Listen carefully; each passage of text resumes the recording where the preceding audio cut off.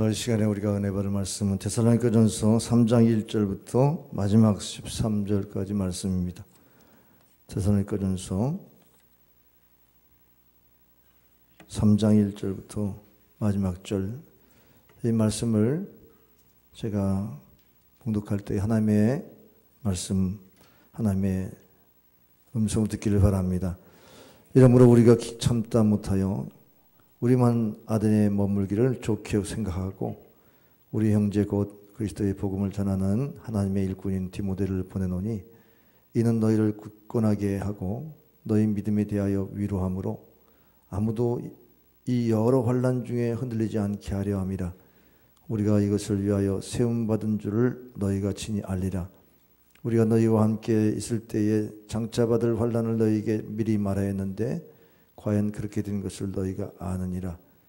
이러므로 나도 참다 못하여 너희 믿음을 알기 위하여 그를 보내었노니 이는 혹 시험하는 자가 너희를 시험하여 우리 수고를 헛되게 할 감이니 지금은 디모데가 너에게로부터 와서 너희 믿음과 사랑의 기쁜 소식을 우리에게 전하고 또 너희가 항상 우리를 잘 생각하여 우리가 너희를 간절히 보고자 함과 같이 너희도 우리를 간절히 보고자 한다 하니 이러므로 형제들아 우리가 모든 궁핍과 환난 가운데서 너희 믿음으로 말미암아 너희에게 위로를 받았노라. 그러므로 너희가 주 안에 굳게 선즉 우리가 이제는 살리라. 우리가 우리 하나님 앞에서 너희로 말미암아 모든 기쁨으로 기뻐하니 너희를 위하여 능히 어떠한 감사로 하나님께 보답할까.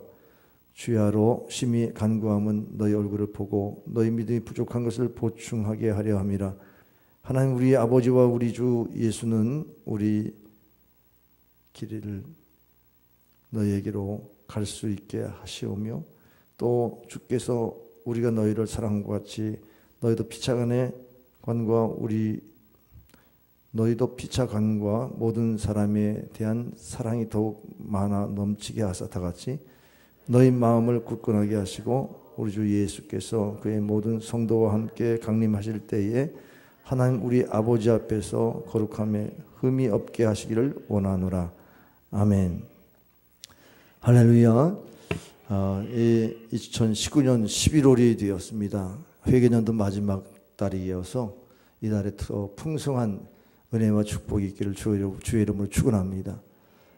감사의 절기도 되어지기 때문에 아마 우리의 삶에 큰 열매가 맺혀질 수 있는 달로 기대하시고 또 오늘 다시 한번 은혜가 넘치는 주일 예배 되길 바랍니다. 지난 주일날 우리 교회 창립기념주를 통해서 많은 오이코스들을 초청하고 또 교회에 나오셨는데 이제 그분들이 교회에 정착할 수 있도록 여러분이 기존 성도들이 잘 섬기시고 또 돌봐 주시길 바랍니다. 근데 꼭 제가 당부드리고 싶은 말은 여러분이 동수훈교회라는 용어를 대표 기도할 때 자주 쓰는데 우리 교회로 이렇게 쓰면 좋겠습니다. 되게 이제 문어체로는 그렇게 쓸 수 있지만 그러나 이렇게 구어체로 부르는 것이 정감이 있고 또 소속감이 있는 사람이 우리 교회에 그러지 소속감이 없는 분들은 우리 교회라는 말을 안 쓰지 않습니까? 그래서 객관적으로는 동수훈교회 맞습니다만은 우리가 우리라고 하는 단어를 쓰는 것이 소속감도 있고 교회를 또 사랑하는 마음도 그 속에 담겨져 있다 생각이 돼서 꼭 우리 교회에 사용하시길 바랍니다. 그런 의미에서 한번 우리 옆 사람들에게 우리 교회 좋은 교회 한번 우리 교회 좋은 교회 할렐루야. 오늘 이 본문에 보면은 굳건하게라는 단어가 2절에 있고 3절에 흔들리지 않게 또 8절에 굳게 선즉 13절에 마음을 굳건하게 라고 하는 이 굳게라는 단어가 여러 번 나옵니다. 제가 우리 교회에 늘 기도 제목이 있다면 그것은 교회가 든든히 서는 겁니다. 흔들리는 그러한 뿌리 내리지 못한 성도의 모습 또 여러분이 시험에 들어서 넘어질 때의 모습 그런 모습을 볼 때 늘 기도 제목이 든든히 서게 하옵소서. 교회에 든든히 설 수 있는 그런 기도 제목은 항상 있었습니다. 근데 오늘 이 본문이 마침 우리가 이제 전도 주간을 앞두고 설교를 강해 설교에서 좀 벗어났다가 다시 강해 설교로 돌아와서 이 본문을 보게 되는데 든든이라고 하는 단어가 마음에 닿습니다. 우리가 든든한 사람들을 보면 뭐가 배경이 든든한 거예요. 뭐 가진 게 있거나 실력이 있거나 또 어떤 출신이거나 그래서 그걸 가지고 사람이 든든한 모습을 보이는데 그것도 시간이 지나면 사라져요. 뭐 경력은 그렇게 늘 있지만 그것들도 채워줄 수 있는 때가 지나면 나이 들고 그러면 경력도 그것도 그렇게 든든한 백이 되지 못합니다. 지식도 요즘은 너무나 빨리 변하니까 그것도 든든한 그런 내용도 안 될 수도 있습니다. 시간이 지날수록 우리가 세상의 것들이 든든했던 것들이 점점 약화되니까 사람이 또 이렇게 소심해지고 약해지는 겁니다. 근데 우리 크리스찬들은 늘 든든해야만 하는 것이 신앙이죠. 우리 안에 부활하신 예수님이 살아계시고 그 살아계신 하나님이 우리의 백이 되니까 늘 든든한 신앙생활을 뭐 나이가 들어도 할 수 있어야 될 줄 믿습니다.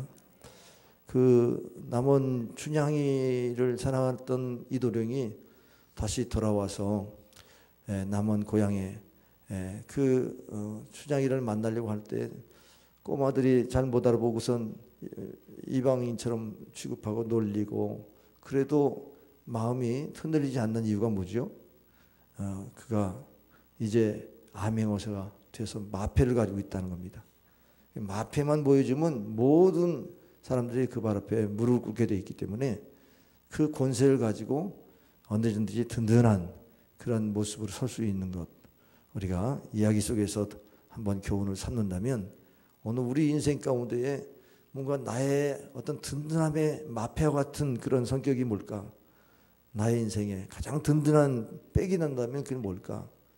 아까도 얘기했지만 이 세상의 것들은 사라집니다. 그것이 우리를 든든하게 받쳐주는 것은 일시적인 거예요. 근데 영원히 우리를 든든하게 받쳐주는 것이 신앙인데 크리스천의 신앙의 든든함이 어디 있을까? 여러분 교회에 있습니다. 교회를 든든히 세우는 데 있다는 사실을 오늘 성경에서 발견하길 바랍니다. 오늘 1절부터 3절에 보면 환난을 당하는 그리스도인들의 모습을 보게 돼요. 데살로니가 교회는 바울이 2차 전도 때에 전도에 힘썼던 곳이고 3주 정도 그곳에 머물렀다가 그를 죽이고자 하는 유대인들의 그런 강탈, 그런 공격 때문에 결국 거기 머물 수 없어서 베레아로 도망을 갔었죠. 근데 그가 도망가면서 하나님이 이 교회를 부흥케 할 것이다. 뭐 그렇게 격려하고 갔으면 좋은데 환난이 있을 것이다. 이렇게 예언하고 떠난 겁니다. 이제 3주밖에 안 된 교회가 얼마나 연약한데 환난이 있을 것을 예언하고 갔으니 그야말로 사람들이 황당할 겁니다. 어떻게 그렇게 교회를 어렵다고 하는 얘기를 할 수 있느냐. 아니 서로 어려운 일이 있어도 그렇게 어렵다는 말을 그렇게 할 수가 있느냐. 그러면 성도들 그나마 그때 예수님을 받아들인 귀부인과 또 신자들이 모였는데 다 흩어질 거 아니냐. 그러면서 교회가 굉장히 어수선했을 거예요. 근데 4절에 보면은 그 예언한 대로 환난이 왔어요. 그 예언한 그대로 환난이 왔다는 사실을 보면 사도 바울이 굉장히 그 예언이 맞다고 해서 신령한 그 사도로 봤어야 되는데 그 당시 신앙이 어린 그 데살로니가 교회의 성도들은 그야말로 바울을 오해할 수도 있었을 겁니다. 그러다 보니까는 1절에 그 데살로니가 교회를 다시 돌아가고 싶어도 상황이 자기를 영접할 수 없는 상황이라 아테네에 그냥 머물러 있었던 겁니다. 그러면서 이 아테네에 머물면서 너무너무 궁금한 거예요. 본인이 전도하고 교회를 개척했지만 그 성도들의 신앙의 모습이 얼마나 흔들려 있을까 염려해서 그래서 그 디모데를 보내기로 했습니다. 디모데를 보내는 목적은 그들의 믿음을 위로하기 위해서 2절에 보니까 보냈다 그랬습니다. 그들을 격려하기 위해서 디모데를 보냈다 그랬습니다. 그런데 그 디모데를 향해서 뭐라고 말하냐면 우리 형제라는 단어를 쓰죠. 우리 형제. 우리라는 단어가 여기 나오잖아요. 우리 형제 그러면 굉장히 친근감이 있죠. 예. 디모데는 그 사역을 한 그 디모데가 아니었기 때문에 아마 바울이 보낸 디모데라고 해서 그냥 그런가 보다 하면서 영접할 수 있지만 아주 이 디모데가 바울에게는 형제요. 곧 그리스도의 복음을 전하는 하나님의 일꾼이라고 이렇게 분명하게 신임을 담아서 보내는 겁니다. 그렇기 때문에 이 디모데가 갔을 때에는 아마도 그 편지 안에 그런 내용을 보면서 디모데를 잘 신뢰하고 또 바울의 메시지를 잘 받아들였으리라고 생각이 돼요. 자, 교회는요, 성도들이 모여서 세워지는 것이기 때문에 이 공동체가 굉장히 중요합니다. 그래서 우리라는 단어를 쓰는 거죠. 우리. 그래서 각 지체의 연합이기 때문에 각각의 은사들이 다 있어요. 예, 여러분 성령의 9가지 은사가 지혜와 지식과 예언의 은사, 지적인 사람인 그런 은사가 나타나죠. 그 다음에 정적인 사람은 방언과 통변과 그런 신유의 역사를 또 경험하게 됩니다. 그리고 또 의지적인 사람은 믿음과 귀신 쫓음, 축사의 능력, 이런 능력들을 경험하는데 의지적인 성품이 있는 사람들은 그런 은사가 나타납니다. 각각의 은사들이 다 그 어떤 그 인격의 특징에 따라서 나타날 수 있어요. 또 로마서 12장에 보면은 섬기는 은사들을 또 허락하시죠. 거기 보면은 섬기는 자는 섬기는 은사를 가지고 섬기라. 또 손대접의 은사도 있고요. 다른 데 보면 독신의 은사도 있고 뭐 은사가 참 많은데 거기 특별히 권위의 은사가 있습니다. 권면하고 위로하라는 은사가 있어요. 근데 이 디모데가 그런 은사가 있는 것을 바울이 알고 가서 위로하라. 그렇게 명령을 내리죠. 그래서 디모데가 가서 데살로니가 교회 성도들에게 잘 위로했던 것 같아요. 바울의 중심을 잘 전달했던 것 같습니다. 여러분 교회는요.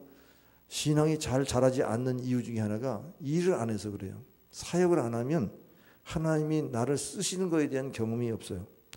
하나님이 나를 쓰신다는 경험이 있으면 믿음이 자라게 되어 있습니다. 나 같은 사람도 하나님의 일꾼 되게 하신다. 이런 경험이 있죠. 근데 그게 은사를 개발할 수 있는 좋은 기회예요. 사역이라는 것은 내가 이렇게 충성하면 결국 내가 이걸 감당할 수 있는 능력이 생기니까 결국은 하나님이 나를 쓰시는구나 하는 감동이 있게 되죠. 그래서 은사대로 직분을 맡기고 은사대로 사역하면은 믿음이 자라게 되어 있습니다. 여러분의 은사가 어떤 은사인지 아세요? 교회를 그렇게 오래 다녀도 내가 무슨 은사가 있는지 잘 모르는 경우가 많아요. 왜냐하면 일을 안 해봤기 때문에. 교회 사역을 안 하면 개발이 안 됩니다. 제가 이렇게 설교를 하는데 제가 설교를 처음부터 잘했겠습니까? 지금도 뭐 설교를 하기가 참 부담이 많은데 그냥 계속 하니까 이렇게 할 수 있게 된 것입니다. 뭐 교회에서 뭐 어떤 일을 맡기면 못해요 하지 말고 하나님이 나에게 어떤 사역을 맡기는 기회고 생각하고 아멘 받아들이면 개발이 되면 또 귀하게 쓰임 받는 겁니다. 근데 그게 전혀 열매가 없으면 그때는 이제 바꿔야 되지만 하나님은 달란트에 비유해서 분명히 충성한 사람에게는 더하여 주신다고 그랬어요. 2달란트 5달란트 받은 그 사람에게 그 충성된 자에게 더하여 주셨는데 1달란트 받은 사람은 그 있는 것까지 빼앗겼지 않습니까? 왜 뺏겼어요? 주님이 원하시는 마음을 읽지 못했어요. 일하라고 그 은사를 줬지 감춰두라고 땅에 묻어두라고 게다가 본전 다시 돌려주는 것을 원했지 않았지 않습니까? 그러니까 주님의 마음을 못 읽었던 거죠. 오늘 여러분이 교회에서 사역하면서 뭔가 남긴다고 하는데 부담 갖지 말고 그냥 내가 내 은사를 내가 이렇게 활용해서 주님의 몸된 교회를 섬긴다. 거기에만 마음 두면 하나님께서 거기에 열매도 맺혀주게 하시고 그리고 하나님의 위로와 또 축복이 따르게 될 줄 믿으시길 바랍니다. 그래서 교회는 정말로 은사대로 직임을 맡고 사역을 감당해야 돼요. 근데 어떤 분은 너무 일이 많아서 이중삼중으로 사역이 많아가 지쳐 있는 분이 있어요. 그거는 우리 다른 분들이 지금 게을러 있어서요. 다른 분들이 그 은사가 있는데도 같이 동역하면 되는데 여러분이 손 놓고 있는 사람들 때문에 한 사람에게 집중돼 가지고 사역을 그렇게 하는 겁니다. 그런데 그 사역하면서 불평하지는 마세요. 왜냐하면 내가 하나에 충성했더니 두 개를 주셨구나. 연말이 되면은 또 목사님이 뭘 맡길까 그래가지고 일을 대충 하고선 뭐 그렇게 인간의 머리가 또 그렇게도 돌아가는 분도 있더라고요. 내가 잘하면 또 시키니까 목사님 앞에 내가 잘 못하는 걸 보여줘야지 내가 일을 안 맡지. 그러면서 또 잘 못하려고 일부러 그러는 사람 우리 교회는 없어요. 저기 인천에만. 그래서 그런 모습들을 가지면 안 됐죠. 우리가 신앙은 하나님 앞에 하는 거니까 최선을 다하다 보면 맡은 자의 구할 건 충성인데 충성된 사람은 하나님의 비밀을 맡은 자로 여기라고 그랬으니까 열심히 충성하다 보면 하나님의 비밀이 나타나고 하나님의 능력도 겸비할 줄 믿습니다. 그래서 충성하는데 이 디모데가 위로의 사역을 잘했던 것 같아요. 3절에 보니까 그렇게 환난 중에도 흔들리지 않도록 위로했다. 그래서 그들이 정말 교회에 든든히 세움받을 수 있도록 그렇게 알렸다는 것입니다. 우리가 겉으로는 굉장히 능력 있는 사람 같아도 사실은 환난이 오면 다 흔들려요. 우리에게 어려움이 오면 다 흔들리게 돼 있습니다. 그래서 성도들이 서로 위로하고 서로 교제하면서 기도해 줘야 되는 줄 믿으실 바랍니다. 복음을 전하는 사람들에게는 환난이 필수예요. 이게 내가 환난 없이 복음 전하면서 살겠다? 그거는 맞지 않아요. 환난을 경험하는 것은 복음을 전하기 때문에 환난을 경험하는 겁니다. 여러분이 복음과 상관없이 살면요, 여러분 적당히 신앙생활하면 어려움 없어요. 여러분이 무슨 뭐 사탄이 공격할 만한 그런 내용이 있어야지 시험도 있고 핍박도 있지. 신앙생활 적당히 하는데 사탄도 시기하지 않는데 뭐 시험이 있겠습니까? 그러나 우리가 복음을 전하면서 그리고 주의 뜻대로 교회를 세우려고 하면 반드시 환난과 핍박이 따르게 되어 있습니다. 그때 여러분이 가져야 할 태도가 뭐냐? 이상히 여기지 말라. 이거는 영적인 거다. 당연히 이런 일이 있다. 당연한 걸로 생각하시길 바랍니다. 그래서 베드로전서 1장 6절 7절 보면 그러므로 너희가 이제 여러 가지 시험으로 말미암아 잠깐 근심하게 되지 않을 수 없으나 오히려 크게 기뻐하도다. 너희 믿음의 확실함은 불로 연단하여도 없어질 금보다 더 귀하여 예수 그리스도께서 나타나실 때에 칭찬과 영광과 존귀를 얻게 할 것이니라. 결국 우리가 주의 일을 하면서 어려움은 겪지만 기뻐할 일이에요. 왜? 하나님이 영광과 칭찬과 존귀 누릴 수 있도록 우리에게 복을 주실 줄 믿기 때문입니다. 그러니까 시험이 닥쳐도 주님이 함께 한다고 하는 이 신앙을 잊지 마세요. 그러나 주님이 함께해도 시험이 와요.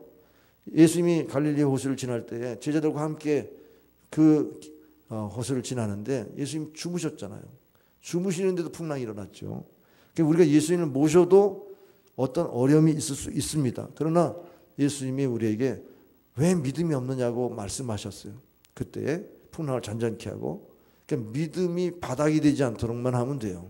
주님이 우리와 함께 한다는 이 신앙을 붙들어야 우리가 승리할 수 있는 줄 믿으시기 바랍니다.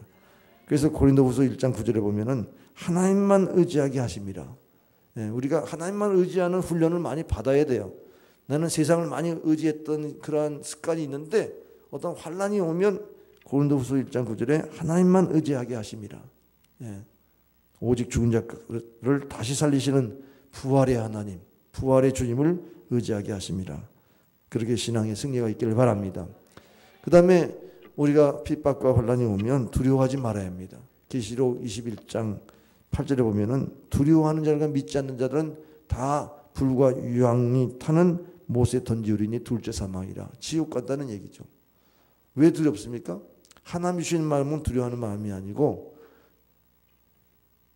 능력과 사랑과 절제하는 마음이니. 세상에 두려움을 하나님 주시겠어요? 하나님 우리에게 사랑하는 마음을 주시고 또 담대함도 주시도록 그런 능력을 주시는 하나님이시지. 그러니까 우리가 하나님을 신뢰하지 못했기 때문에 두려운 거예요. 우리가 경험으로 사는 사람은 그냥 미래가 두려워요.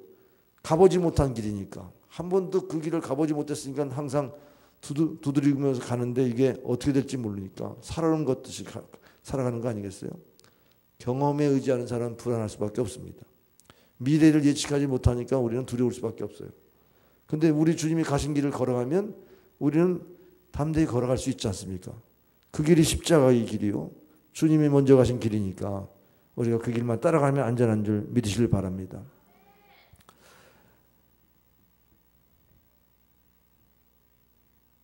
요한복음 16장 33절에 이것을 너에게 이르는 것은 너희로 내 안에서 평안을 누리게 하려 함이라. 세상에서는 너희가 환난을 당하나 담대하라. 내가 세상을 이기었노라. 세상을 이기신 예수님을 믿고 의지하면 마음에 담대함이 생길 수 있어요. 그리고 핍박과 고난이 올 때 상급이 있다는 믿음을 갖기를 바랍니다. 마태복음 5장 11절 12절에 보면 나를 만나며 너희를 욕하고 박해하고 거짓으로 너희를 거슬려 모든 악한 말을 할 때에는 너희에게 복이 있나니 기뻐하고 즐거워하라. 하늘에서 너희의 상이 큼이라. 너희 전에 있던 선지자들도 이같이 박해하였느니라. 그러니까 믿음의 길은 다 이렇게 환난과 핍박을 경험하는 길이라는 사실을 우리 믿음의 선지자들이 다 보여줬는데 그 모든 그 선전자들의 우리 믿음의 선배들이 상을 받는다는 겁니다. 하늘의 상을 받는다. 이 땅에서 받는 상하고는 다른 영원한 상을 받을 것을 기대하고 여러분이 소망 중에 즐거워하며 환난 중에 여러분 기도하시길 바랍니다. 그리고 우리 믿음이 든든해질 수 있는 기회로 세워야 합니다. 8절에 보면은 그러므로 너희가 주 안에서 굳게 선즉 우리가 이제는 살리라 그랬어요. 우리가 주 안에 굳게 선다는 말, 이 말과 13절의 말씀과 비교를 해보세요. 주께서 너희 마음을 굳게 하시고, 자, 내가 믿음에 굳게 서려고 해야 주께서 굳게 세우신다, 이런 뜻이 됩니다. 내가 굳게 설 마음도 없고 그냥 하나님이 어떻게 도와주시기만 바라면 우리는 믿음이 굳게 설 수 없다는 겁니다. 하나님과 내가 할 일이 있잖아요. 내가 기도도 안 하는데 하나님이 응답하십니까? 우리가 기도해야 하나님이 응답하실 거 아니겠어요? 우리가 구하고 찾고 두드려야 하나님이 열어주시고 만나게 하시고 찾게 하실 거 아니겠어요? 우리 주님이 하실 일을 내가 하도록 하려는 그 내 일, 내가 할 일, 그게 내가 마음에 굳게 하려고 하는 거. 아, 이거 시험도 또 지나가는 거고 하나님은 시험을 감당할 능력을 주신다고 했는데 또 능력도 주실 줄 믿습니다 하면서 내가 그 믿음을 보일 때에 하나님 우리를 강하게 굳게 하게 만드실 줄 믿으실 바랍니다.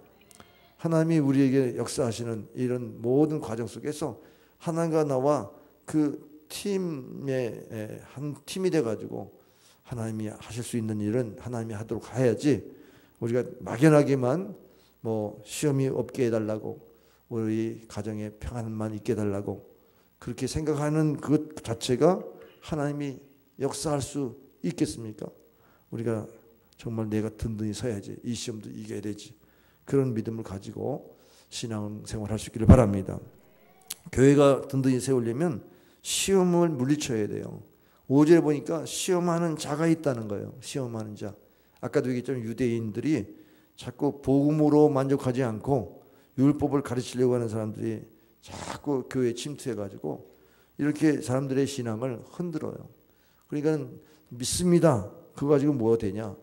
행위를 가져야만 하나님이 역사하지.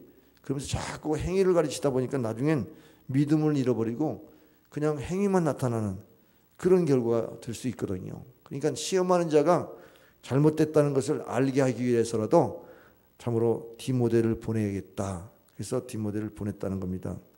사탄이 우리보다 훨씬 지혜롭죠. 훨씬 지혜로운데 뭐가 부족할까요? 순결하지 않아요. 사탄은 간계가 굉장하지만 우리가 그 지혜를 감당하지 못하지만 우리가 순결하면 어떻게 됩니다? 사탄도 우리에게 거짓말이 안 통하니까 한 길로 왔다가 7길로 물러가는 겁니다. 근데 우리가 순교하지 않으면 욕심에 이끌려서 시험을 받는 거죠. 그 욕심이 잉태한 자 죄를 낳기 때문에. 하나님은 우리를 시험하는 분이 아니에요. 우리를 시족시키는 분이 아닌데 우리가 욕심을 갖고 있을 때 사탄이 틈타서 그걸 잘 되게 만들어가지고 결국 하나님 떠나게 만드는 거, 이런 일이 사탄의 역사거든요. 그러니까 우리가 시험의 그 통로들을 잘 아셔야 돼요. 여러분 안에 지난 주일날 제가 설교했죠. 요한일서 2장 15절, 세상의 것들을 사랑하지 말라. 왜? 아버지의 사랑이 그곳에 없단 말이죠. 육신의 정욕과 안목의 정욕, 이생의 자랑을 쫓으면 아버지의 사랑을 더 멀어지게 되게 만들지 않습니까? 그게 시험인 거예요. 그래서 결국 우리에게 사탄은 우리에게 의심을 품게 만듭니다. 하나님 말씀 그대로 믿지 못하게 만들어요. 그게 아담과 하와를 시험할 때에 선악과를 따먹으면 죽는다고 하신 하나님의 말씀을 그걸 각색해가지고 정령 죽는다고 했냐? 그러니까는 마음이 흔들려가지고 보암직하고 먹고 싶고 지혜롭게 할 만한 탐스러운 열매를 보면서 결국 따먹게 됐죠. 결국 우리에게 하나님의 말씀을 의심케 만드는 이런 사탄의 역사들을 우리가 물리쳐야 되겠습니다. 가룟 유다가 예수님을 팔려고 할 때에 예수님을 팔 생각을 그 마음에 두었더라. 자, 생각이 나쁜 생각이 들어왔어요. 근데 마음에 들어오면 결국 범죄하는 거죠. 마음이 얼마나 중요합니까? 그래서 잠언서 4장 24절에 무릇 지킬 만한 것은 네 마음을 지키라. 이에 생명의 근원이 남이라. 우리는 이 마음이 내 생명을 유지하는 길이에요. 마음을 잃어버리면 생명은 보상받을 수가 없어요. 마음이 어떠합니까? 여러분의 마음이 하나님 앞에 어떤 마음이지? 잘 살펴서 시험도 이길 수 있기를 바랍니다. 그리고 사탄은 꼭 가까운 사람을 통해서 시험해요. 여러분 가족이 원수예요. 예수님이 마태복음 10장 36절에 여러분의 가족이 원수라, 집안 식구가 원수라 그랬어요. 왜 그랬을까요? 왜 그랬을까요? 아담이 시험 받을 때 하와 아내를 통해서 시험 받았잖아요. 따먹으라고 자꾸 하니까 그냥 따먹었죠. 아담이 직접 보고 따먹진 않았어요. 하와가 유혹하니까. 가까운 사람이 우리에게는 무장해제 되잖아요. 그런 성령 충만한 사람도 가족들에게는 그냥 인간적으로 돼. 인간적으로. 그러니까 인간적으로 되니까 잘잘못도 판단하지 않고 그냥 우리가 다 같이 그냥 인간적으로 좋게만 지내면 그게 가족인 줄 알아요. 근데 그 길로 가다가 딴 길로 가는데 어떤 사람이라도 바른 신앙을 갖고 이 길로 가면 안 돼. 그러면서 바로 잡아주면 그때부터 공격이야. 왜 특별하게 교회를 나가야 되느냐? 신앙을 가져야 되느냐? 그러니까 믿지 않는 사람들은 그 공격을 하겠죠. 근데 가장 가까운 데 믿지 않는 사람들이 공격하게 돼 있어요. 그래서 예수님께서 내가 화평을 주러 온 것이 아니라 검을 주러 왔다. 너희 집안에 아버지와 아들이 싸우지 며느리와 시어머니가 싸우지 어머니와 딸이 싸우는 이유가 뭐냐? 너희들 안에 성령이 불붙었으면 내가 이렇게 답답하지 않을 텐데 한 사람도 그 성령에 의지해서 신앙생활 하려고 하지 않으니까 그러니까 자꾸 갈등이 일어난다. 그러니까 집안이 왜 그렇게 됐냐? 가장 가까운 사람에게 자꾸 유혹을 해서 넘어뜨리게 해야 가정이 무너질 거 아니겠어요. 그러니까는 결국 가까운 사람을 여러분이 경계하셔야 돼요. 경계라고 해서 오지 마. 이러는 게 아니라 영적인 상태를 늘 생각하시라는 거예요. 저 말은 본인 말이 아닌데 저 말은 저건 하나님 기뻐하는 말이 아닌데 여러분이 그걸 딱 받아들일 정도 영적으로 깨어서 그걸 고쳐줄 거나 말로 고쳐주기 어려우면 기도해서라도 생각을 하나님 생각으로 바꾸도록 그렇게 해야만 시험을 이기는 거죠. 그리고 사탄은 이간질하는 데에 명수예요. 그래서 관계를 깨트립니다. 베드로가 예수님 십자가 달리신다는 그 예언을 들을 때에 아유 선생님 그럴 수가 없습니다. 얼마나 인간적이에요. 근데 사탄아 물러가라. 왜 십자가를 짊어지지 못하게 만드느냐. 십자가에서 영혼을 구원하는 하나님의 계획을 방해하지 않습니까? 그러니까 우리가 암만 가까워도 사탄 짓을 할 수 있어요. 그러니까 그거는 예수님도 왜 하나님의 일을 생각하지 않느냐고 그렇게 말하잖아요. 그러니까 우리가 가정이 편안하려면 다 예수를 잘 믿고 다 믿어도 순간순간 잘 믿어야죠. 순간순간 성령의 인도를 받아야죠. 여러분이 시험을 받을 때 되게 넘어지는 게 내가 너무 환난 가운데 일어날 힘이 없는 거예요. 되게 사람이 어려우면 다 그동안 아멘 하면서 받았던 그 은혜와 그 믿음들이 다 사라져요. 바닥을 쳐요. 그래가지고 주님 소리도 안 나와. 너무너무 시험 들어서 어려우니까. 제 친구가 저를 전도한 친구가 성배경 장로가 덕소에 있는 동부 광성 장로교회 장로인데 이 친구가 이제 회사 이사가 돼가지고 4년 동안 회사가 어려우니까 월급 하나도 가져가지 못했어요. 병들었죠. 가정이 어렵죠. 그러니까 새벽에 날마다 장로니까 교회 새벽기도는 나왔는데 나중에는 원망이 되더라는 거예요. 어떻게 이렇게 어렵게 하나님 두시는지 모르겠다. 그래서 그렇게 고통스러우면서 원망했다는 얘기를 들어서 아니 장로가 왜 원망까지 해? 그랬더니 그래서 원망을 했다는 거예요. 야, 그 신앙이 좋았는데 왜 저렇게 됐을까 했는데 다음 얘기가 그런데 회사가 이제 넘어간 다음에 그 인수한 회사에서 자기를 스카우트 해가지고 거기에 이제 그 무역 담당하는 이사로 세워가지고 그 외국인과 바이어 상담을 하는 겁니다. 이태리에 가가지고 상담하면 이상하게 35억, 40억, 70억 이런 기계를 판매하는데 그냥 단번에 계약이 된대요. 그게 이상하다는 거예요. 야, 너 영어 잘하는구나. 영어 잘하니까 설득을 잘했겠지. 그랬더니 그게 아니라는 거예요. 이태리 영어는 좀 수준이 낮아서 대충 해도 된대. 그러면서 얘기하는데 그 사람들이 뭐냐면 당신 말 첫 마디만 들으면 마음에 신뢰가 된다는 거예요.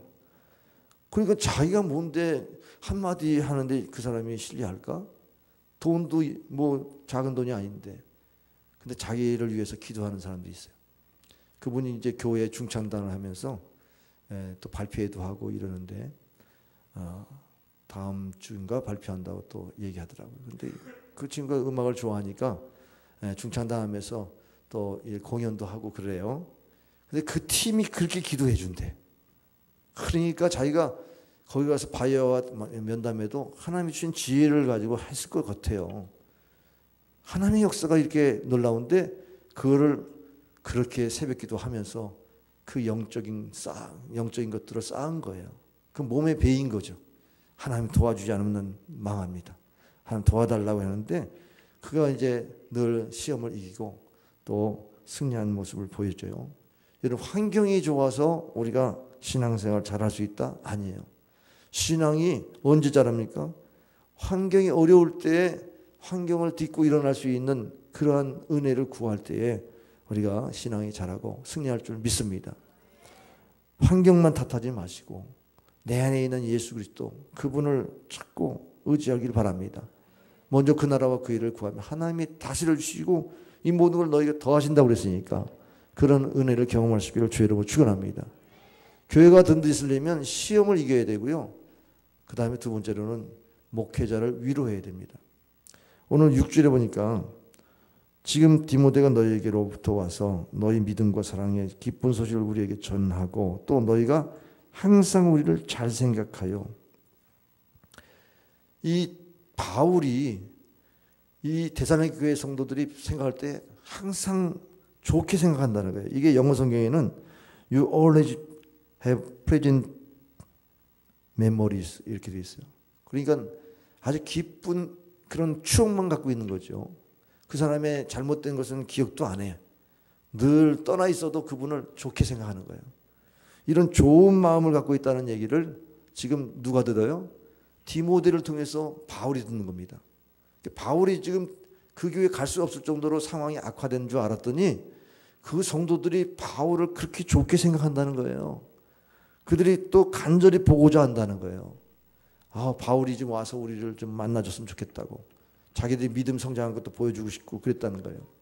제가 지난 주간에 목요일 날 제 모교회 인천중앙성결교회 35년 만에 가서 설교를 했습니다. 제가 82년도 이제 신학 대학원에 들어가면서 그 교회를 나왔어요. 그리고 이제 1학년 때부터 이제 교육 전사로 갔기 때문에 그 횟수를 보니까 한 35년 정도 된 거죠. 물론 저희 부모님이 다녔던 교회이기 때문에 저희 부모님 또 명예 권사 또 은퇴하실 때 가서 뵙고 또 그렇지만 이제 목회자가 다 바뀌었습니다. 근데 이제 하나의 71주년 기념 행사로 테마가 있는 예배 해가지고 교회 출신자들을 하나 불렀어요. 근데 제가 가서 보니까 제가 가르쳤던 학생들, 초등학생 때 4학년, 그 정도 나이에요. 그런 아이들이 장로가 된 거예요. 그래가지고 저 영일인데요. 장로가 된 거예요. 목사님 뭐 좋아하세요? 나 한식 좋아하는데. 네, 알았습니다. 제가 담당이거든요. 그러더니 딱 대접하시더라고요. 그래가지고 장로들이 여럿이 모여가지고 옛날 얘기하는 거예요. 옛날에 어땠다 어땠다. 근데 얘기를 듣고 돌아와서 보니까 다 좋은 얘기만이야. 저에게 좋은 것만 있겠었습니까? 그런데 목사님 있을 때 너무너무 황금기입니다. 우리가 그렇게 전도하고 개척하고 뭐 교회 섬기고 개척교회 섬기고 뭐 병원 전도하고 이런 얘기 나누는 거예요.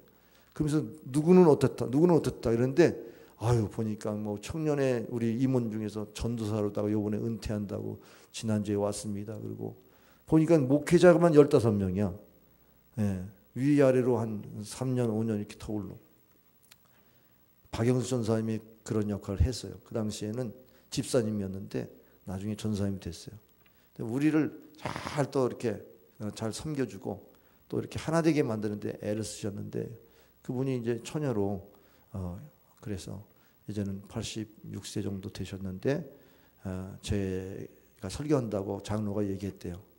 송태현 목사님이 오십니다 그랬더니 내가 가진 못하는데 꼭 이거 한마디는 전해줘. 지금도 송태현 목사님 위해서 기도한다고. 네. 저도 얼마나 격려를 받았습니까? 네. 그래서 그 전사님 꼭 뵈야 되겠다는 마음 가지고 친구한테 한번 약속을 하자고 했었는데요. 저에게 사역들이 이렇게 주마등처럼 지나가면서 복음에 대한 소식들이죠. 복음으로 열매 맺었던 사역들. 그것들이 저에게 위로가 돼요. 예. 제가 사역하는 데 열매가 있다는 것은 저에게 어떤 면에서는 나는 그래도 하나님 앞에 쓰임 받았구나. 이런 마음을 갖지 않겠습니까? 여러분 목사와 성도의 관계는요. 목자와 양의 관계입니다. 목자가 양을 모르면 실수예요. 목자는 양을 알고 양은 목자의 음성을 듣는다 그랬거든요. 근데 여러분이 제 음성을 설교에서 들어야 되는데 설교의 은혜를 못 받으면 저하고는 관계가 안 형성돼요. 목자와 양의 관계 형성이 안 돼요. 그럼 여러분은 꼴을 먹는데 이게 소화가 안 되는 거예요. 제가 갖고 있는 이 영성을 여러분이 쏟아도 그게 전혀 나하고 관계없는 것이 되죠. 그래서 여러분이 신앙생활 오래 해도 저하고의 관계는 하나님이 어떻게 저분을 통해서 말씀하시는가 이런 데에 대한 마음이 열려 있어야 돼요. 오늘도 제 설교에 은혜가 되기를 바랍니다. 여러분이 내게 맞는 것만 소화하려고 그러지 말고 어떤 말씀이든지 강단에서 하나님 말씀 전하는 거니까 이 복음의 좋은 소식을 여러분이 받을 수 있기를 바랍니다. 근데 이 복음을 여러분의 마음에 심지 못하도록 마음이 밭이 길가 같으면 다 말씀 뺏깁니다. 또 돌짝 같은 마음이 있으면 잠깐 믿다가 시험 들면 넘어져요. 또 가시밭과 같이 그 재리와 세상 염려로 가득 찬 사람은 기운이 막혀가지고 열매를 못 맺어요. 옥토라야 아멘 아멘 아멘. 그래서 30배 100배의 결실을 맺는 것이죠. 그러니까 결국은 제가 지금 그 목사들 얘기했지만 그들은 하나님의 말씀을 절대 복종한 거예요. 제가 섬겼던 김석대 목사님은 부흥강사 목사님이거든요. 그러니까 장로님들이 다 순종하니까 청년들 다 목사님께 순종했어요. 그랬더니 그렇게 다 목사님이 됐어요. 목사님이 존경 안 하면 목사가 됐겠습니까? 존경스러우니까 목사의 길을 나도 가야지 그랬겠죠. 그러니까요 여러분이 목사와의 관계를 여러분 잘 생각하시고 여기 7절에 보면은 형제들아 우리가 모든 궁핍과 환난 가운데서 너희 믿음으로 말미암아 너에게 위로를 받았도다 그랬어요. 지금 고린도 교회까지 좀 선교하고 있는데 디모데가 이 마케도냐에서 왔습니다. 그래가지고는 좋은 소식을 전해주는 거예요. 그랬더니 뭐 얼마나 그 마음의 위로가 되는지. 야, 내가 그래도 3주 동안 그렇게 짧은 시간에 선교했는데 열매가 이렇게 맺혔다니 하나님 위대하시다.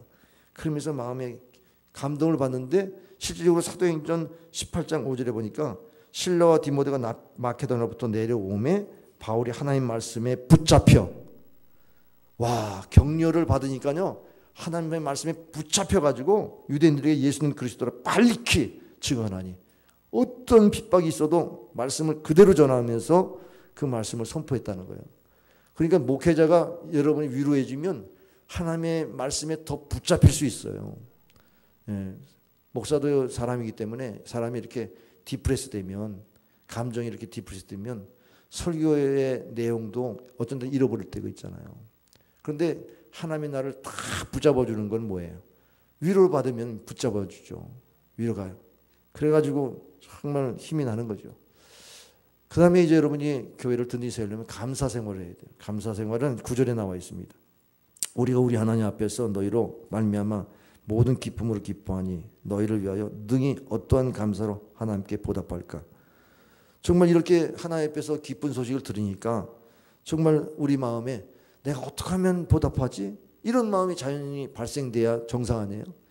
우리가 지금 신앙생활하면서 야, 너무너무 감사하다. 그래서 내가 그러면 어떻게 은혜를 보답하지? 이렇게 신앙이 살아있어야 교회가 든든히 서지. 교회에서 여러분이 다 그냥 보답할 마음이 없고 감사하는 마음이 없고 교회에서 은혜만 받겠다고 그러면 누가 사역합니까? 누가 헌신합니까? 누가 희생합니까? 그러니까 감사하는 마음이 막 일어나야죠. 예, 지금 이 교회가 어려운데도 왜 감사하는 마음이 생기냐? 그들이 이렇게 좋은 믿음 생활을 하니까 막 격려가 되니까 그럼 나는 그 교회를 위해서 어떻게 해야 되지? 이렇게 되는 거지 않습니까? 감사의 필터를 가지고 보면 다 감사한 거예요. 예, 우리가 색안경을 이렇게 끼고 산다고 보면 나쁜 색안경을 끼면 뭐 세상이 껌껌하게 보이겠지만 이렇게 세상을 좋게 볼 수 있는 그런 감사의 마음으로 보면 또 우리 이웃들이 감사하고 우리의 삶이 또 감사한 이런 마음이 되죠. 감사의 눈을 뜨시기 바랍니다. 예, think and thank죠. 생각에서 감사가 와요.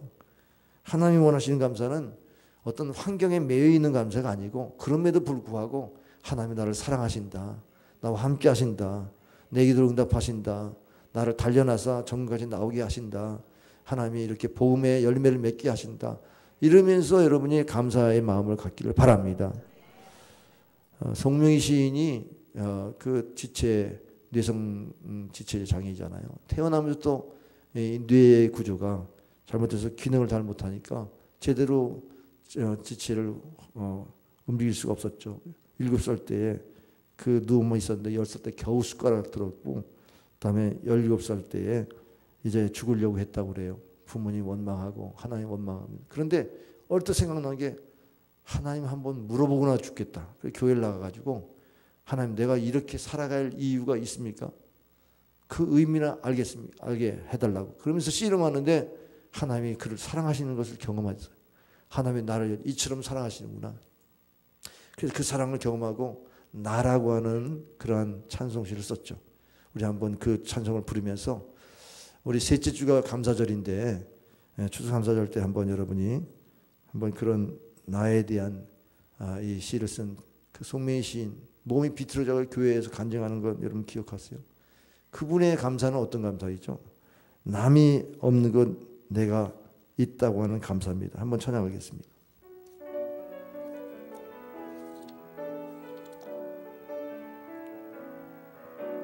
나 가진 재물 없으나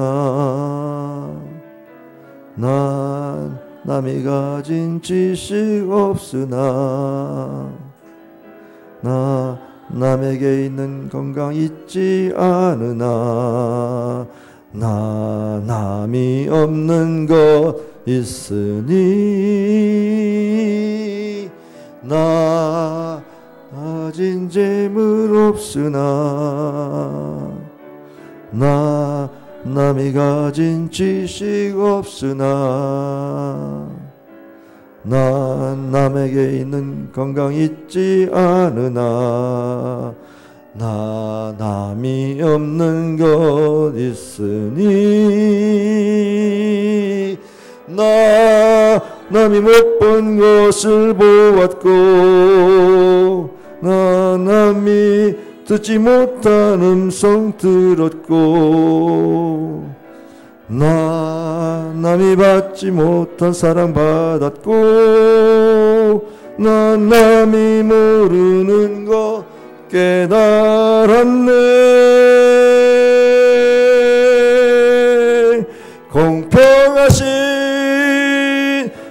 하나님이 내 마음이 가진 건 나 없지만 공평하신 하나님이 난 남이 없는 것 같게 하셨네. 난 남이 없는 것 같게 하셨네. 여러분의 은사가 무엇인지 발견하면 또 행복할 겁니다. 여러분이 감사의 눈으로 자신을 돌아보면서 감사할 것을 찾으세요. 불평할 것들을 찾지 마시고, 그러면 우리가 교회를 든든히 세울 수가 있어요. 교회에서 불평하는 사람이 많으면 교회가 흔들리죠. 덜 감사하면 그 작은 감사 때문에 오늘 어린이 예배 때 제가 이런 영상을 하나 보여줬어요. 어떤 직원이 이제 냉동 창고를 들어가서 보다가 차가당 다치는 바람에 그 안에 갇혔습니다. 그런데 아무리 거기서 소리해도 누구도 듣지도 않으니까 이제 얼어오는 몸을 추스리면서 울면서 죽음의 공포 속에 있었는데, 근데 문이 열렸습니다. 근데 보니까 경비 아저씨예요. 근데 어떻게 이 시간에 다 퇴근했는데 경비 아저씨 제가 여기 있는 줄 알고 이걸 열었었어요. 그랬더니 평상시에 다른 사람은 인사 안 하는데 아가씨는 늘 인사를 하니까 기억이 났는데 오늘 퇴근 시간에 한 번 못 봤다. 그럼 아직도 일하나? 그래서 쭉 돌아봤는데 늘 습관적으로 냉동창고도 한번 열어본 거죠. 거기에서 그 아가씨를 발견했다는 겁니다. 그래서 친절을 베풀고 인사를 잘하고, 우리 어린이들에게 평상시 인사를 잘하면 사람이 인식이 벌써 저분은 늘 인사를 잘한다 이렇게 인식이 되면 관심이 가잖아요. 감사가 그렇습니다. 늘 감사하면 사람들에게 사랑받게 돼 있어요. 할렐루야. 여러분이 교회를 든든히 세우려면 기도가 필요합니다. 중보기도가 필요합니다. 오늘 10절 11절에 보면은 죄로심히 간구하는 것은 성도들을 위한 기도예요. 이게 목자의 마음이에요. 그들이 신앙생활을 어떻게 할까? 3주 동안만 가르쳤는데 신앙을 저렇게 환난 중에 있는데도 믿음을 지킨다니까 너무너무 안타깝죠. 그런데 믿음이 부족한 것을 보충하려 함이라는 말은 우리가 믿음이 언제 부족해지죠? 그 마가복음 9장에 보면은 병든 그 귀신 들린 아들을 데리고 주님께 왔어요. 제자들은 왜 이렇게 못 고칩니까? 할 수 있거든. 좀 내 아들 고쳐달라니까. 할 수 있거든 무슨 말이냐? 믿는 자에게 능치 못한 없다고 말씀하시고 벙어리 되고 귀머리 든 귀신아 떠나가라 해서 귀신을 쫓아냈어요. 그래서 제자들이 궁금해서 우리는 왜 할 수 없었습니까? 했더니 뭐라 그랬습니까? 기도 외에는 이런 이유가 없다. 여러분 기도가 그렇게 중요하잖아요. 우리 믿음이 왜 채워지지 않냐? 기도가 안 채워져서 믿음이 안 자라는 거예요. 여러분 믿음 생활 잘 하려고 해도 기도 양이 차야 믿음이 자라요. 기도 없이는 믿음이 안 자라게 돼 있어요. 할 수 있거든요. 뭔지 하나님을 믿지도 못하니까 그냥 어떻게 할 수 있거든 어떻게 좀 해주세요. 이렇게 소원만 알지 내가 주님 앞에 기도해가지고 능력을 받았어. 할 수 있어야 되는데 여기 11절에 하나님 우리 아버지와 우리 주 예수는 우리 길을 너에게로 갈 수 있게 하시오며, 하나님이 길을 열시면 인도를 받을 수 있다는 거죠. 그러니까 교회는요 기도로 하나님의 길을 여는 거예요. 하나님이 역사하는 길을 여는 성도들이 되길 바랍니다. 그 다음에 사랑이 넘치기 위해서 기도해야 돼요. 사랑이 넘치기 위해서 섬겨야 돼요. 여기 12절에 보면은 또 주께서 우리가 너희를 사랑한 것 같이 너희도 피차간과 모든 사람에게 대한 사랑이 더욱 많아 넘치게 하사 그랬죠. 그러니까는 하나님이 우리를 사랑하신 것처럼 우리도 성도를 사랑해야 되겠다. 세계명이 뭐죠? 요한복음 13장 34절 세겜을 너희에게 주노니 서로 사랑하라. 내가 너희를 사랑한 것 같이 너희도 서로 사랑하라. 너희가 서로 사랑하면 이로써 모든 사람이 너희가 내 제자인 줄 알리라. 그렇게 말씀하셨죠. 결국 우리가 세상 사람들 인정받는 것은 서로 사랑하는 것에 있습니다.